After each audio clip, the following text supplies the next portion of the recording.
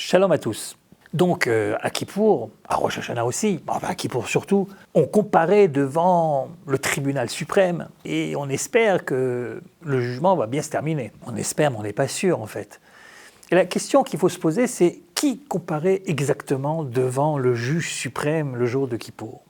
Est-ce que c'est vous et moi en tant qu'individu, ou bien c'est le peuple d'Israël dans son ensemble?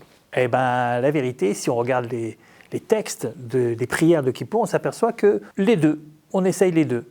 On essaye de venir en tant que membre du peuple d'Israël et on essaye également de faire notre petit teshuva personnel, c'est-à-dire notre petit examen de conscience en tant qu'individu. Laquelle des deux directions a le plus de chances d'aboutir?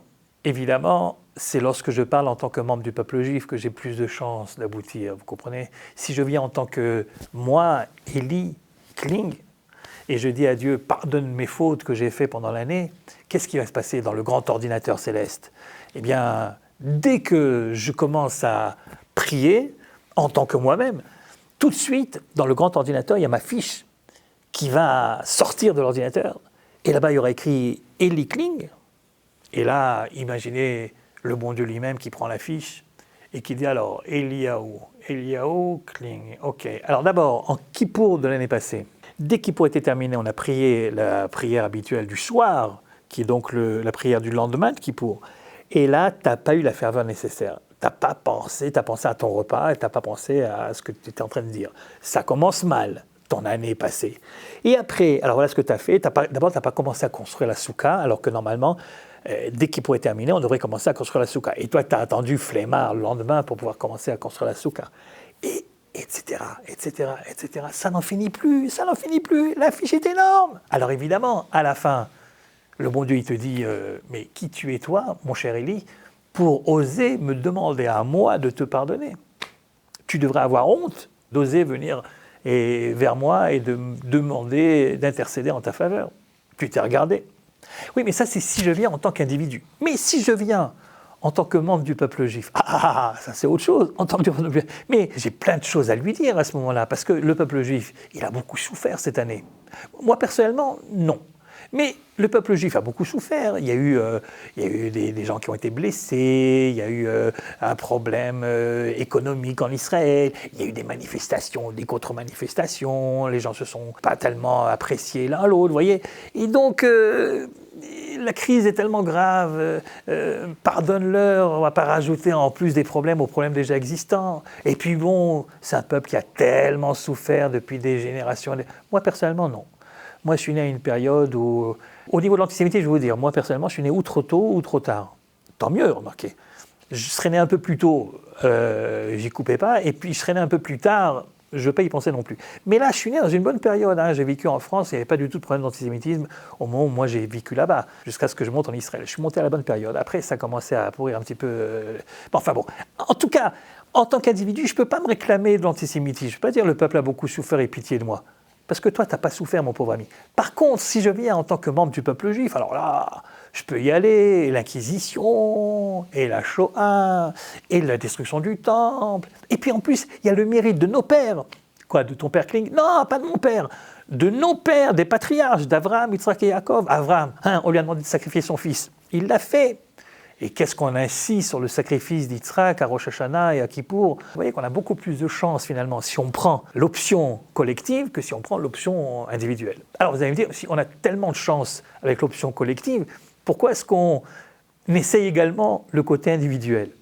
Pour deux raisons. D'abord parce qu'on ne sait jamais. Si Israël a fait tellement de fautes cette année, s'il y a eu tellement de problèmes au niveau moral, éthique, en tant qu'Israël, en tant que peuple, et de Chilul Hashem, etc. Alors peut-être que le peuple ne sera pas pardonné. Si le peuple n'est pas pardonné, moi, qui fais partie du peuple, je ne suis pas pardonné non plus, vous voyez. Donc on ne sait jamais. Il vaut mieux essayer également l'autre option, l'option personnelle, même si elle est plus compliquée. Ça, c'est la première raison. Puis il y a une deuxième raison. C'est que la teshuva personnelle, elle va beaucoup plus loin que la teshuva collective. La teshuva collective, elle peut à la rigueur annuler les dettes que nous avons parce que nous avons fait des fautes. Ben oui, chaque faute a une dette. Vous avez fait quelque chose, vous êtes obligé de rembourser d'une manière ou d'une autre, soit dans ce monde-ci, soit dans le monde futur, etc. Mais il y a une justice dans ce monde. Les actes ne sont pas gratuits. Bien. Alors quand tu fais teshuva en tant que collectivité, alors finalement, si ça marche, on efface le prix que tu dois payer, les dettes. Les dettes sont effacées. Mais il reste quand même, dans le fameux ordinateur duquel on a parlé tout à l'heure, il reste quand même la ligne.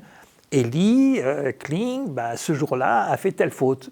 Combien il doit payer? 0, parce que la teshuva a marché et finalement, on lui a effacé la faute. Mais c'est que la ligne est quand même là. C'est-à-dire que la teshuva collective, elle peut amener jusqu'à ce qu'on appelle en hébreu la kapara, c'est-à-dire remettre les compteurs à 0. Mais il y a un autre côté dans la faute. La faute, c'est pas seulement qu'elle t'endette vis-à-vis de Dieu ou vis-à-vis des hommes. La faute te dégoûte également. Une fois que tu as fauté parce que tu as succombé à ta tentation, tu sais que tu n'aurais pas dû. Tu as du mal à te regarder dans la glace. Tu as l'impression d'être souillé, ça ne me ressemble pas, j'aurais pas dû. Alors ce que tu aimerais, c'est te sentir purifié à Kippour. Pas seulement pardonné, mais purifié. On appelle ça en hébreu la tahara. Ki bayom hazeh yichaper alechem letaher etrem. On demande la kapara, on demande aussi la tahara. Et bien la tahara, la purification, impossible de le faire en se fondant dans la foule. C'est impossible de le faire en tant que collectivité. Personne ne peut amener la tahara à ta place. En hébreu, on dit en shaliach le tahara. Tu es obligé de faire toi ton travail personnel. Et alors, si tu fais ton travail personnel, c'est pas seulement que sur la ligne de ta faute, tel jour, telle date, il y a écrit 0, ça c'est la kapara, mais la ligne est complètement effacée. Quand tu termines, tu te sens un autre homme. C'est plus toi qui as fauté, c'est quelqu'un d'autre. Toi, tu es ailleurs, toi, tu as terminé. Et je vous donne un truc, et je terminerai comme ça. Comment savoir si, à la fin de Kippour, j'ai réussi à avoir la kapara ou j'ai réussi à avoir plus que ça, la tahara, le pardon ou la purification? Eh bien, c'est très simple, faites un test. Faites le test à la sortie de Kippour. Si au moment où le chauffard retentit, vous savez que le chauffard, à la fin de Kippour, ça annonce la fin du jeûne. Si au moment où le chauffard retentit, vous vous dites « Ah, je suis assez content de moi finalement. Franchement, j'ai passé un Kippour sympathique. Bon, j'ai eu entre 2h30 et 3h un petit moment où j'avais un petit peu faim, mais après, finalement, non, j'ai bien supporté. Je suis assez fier de moi. » Alors peut-être que vous avez eu la kapara, mais vous n'avez pas eu la tahara. Ah non, ça c'est sûr.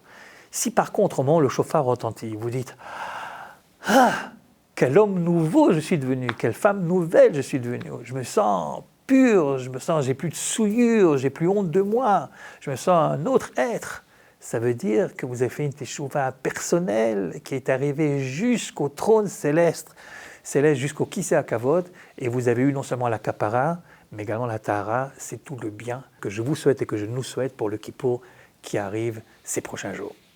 Shalom, shalom.